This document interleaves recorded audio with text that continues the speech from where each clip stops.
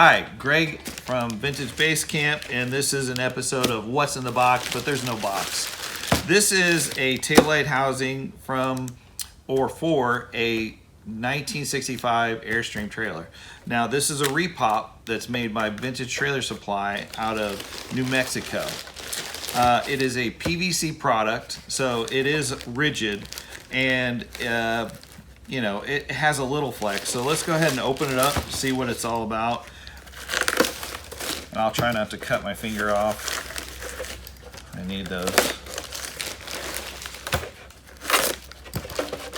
So it's fairly simple. They bring they're packaged and they're labeled right and left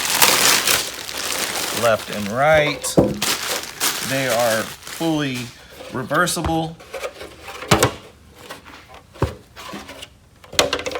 Like this, they go on the rear of the trailer. What the issue is installing them, because one of the easiest way to install these is to have everything gutted out of the trailer. The most difficult way to install them is to install them while the trailer is fully intact.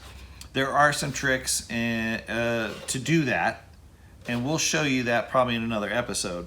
But it involves trimming them down, heating them up a little bit, getting some flexible, making it a little bit more flexible than it is. But you want to pre-paint them, or you can paint them after. I usually pre-paint them.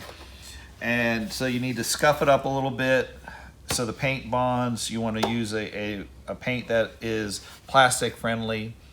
They generally, you can cut this out. You can cut this out if you need to. You generally don't need to. This one you can, because you're going to have to run some lights wires through it. But it's a real solid product. It's all vacuum formed. We've been really happy with using them. I'm actually going to put these on my personal trailer, and it's a 65 Tradewind, and we're really excited about using them. So we'll see what they do.